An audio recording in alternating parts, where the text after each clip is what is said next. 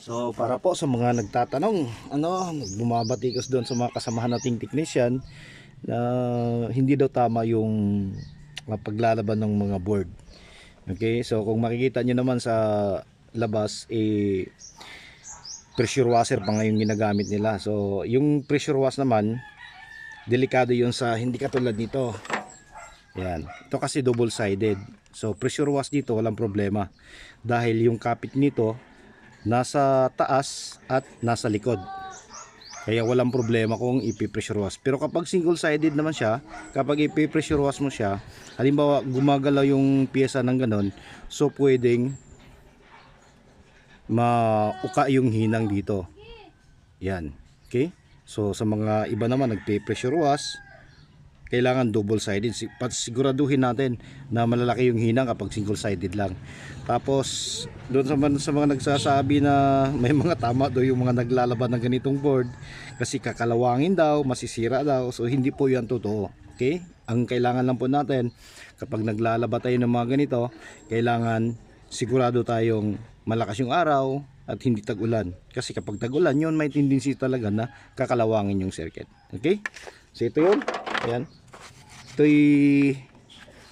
Ito naman yung isang lamang loob ng inverter welding machine, 200 ampere.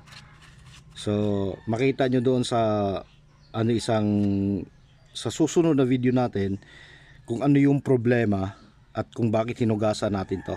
Okay, yung pagtotroubleshoot natin doon, makikita nyo pa kung ano yung hitsura nito bago natin nilinis. Ayan. So ganito lang yung paglilinis natin. Ayan o. So doon sa video na i-upload natin sa susunod, makita nyo sobrang dumi pa yan dito. Ayan. Ito sobrang dumi. Tapos dito, ayan o, medyo luminis na ng konti. Ayan o. Okay. So dito, ayan o, luminis na. Ito, kukudkurin na lang natin. Ayan yung mga korosyon o, nakikita na o. Nagsilabasa na. Ayan, doon kasi sa isang video natin hindi pa gano'ng makikita. Ayan yung klarong-klaro na siya. Ayan.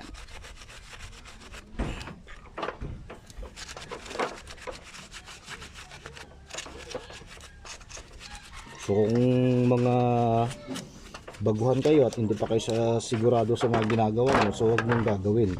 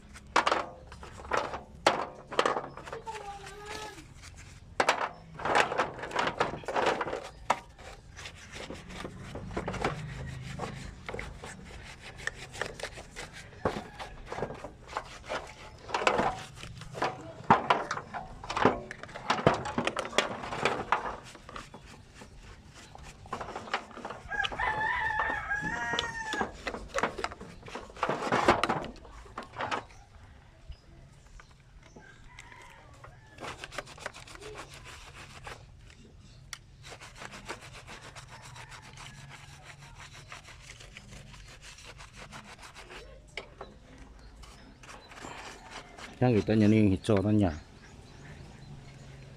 Nag-improve na siya, luminis na. Tsaka yung mga putik-putik nya ay unti-unti nang natatanggal.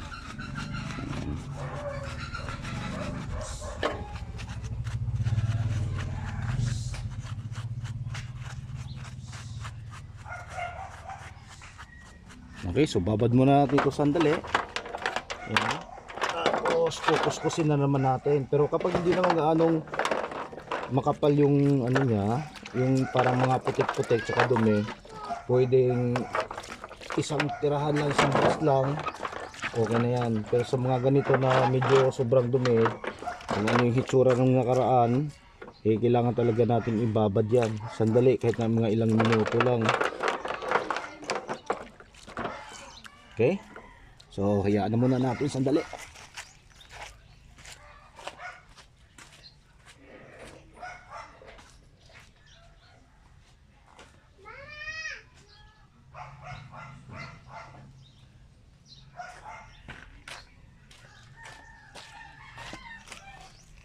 So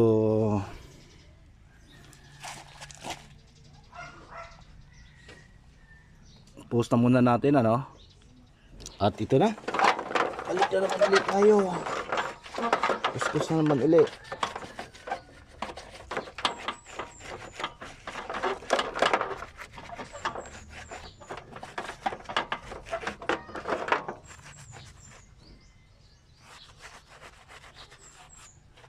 Tapos pagkatapos mo nito mag-brush, check mo yung mga maliliit na mga parts. Baka sa kaganyan mo gumagalaw siya at nabali yung paa. Kailangan i-check mo ng maigi lahat.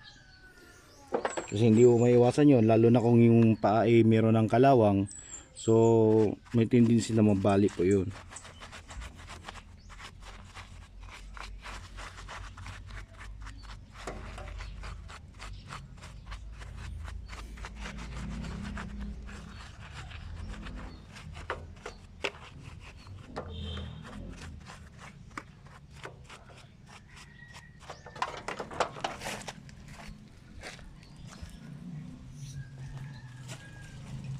Ayan, so subukan natin.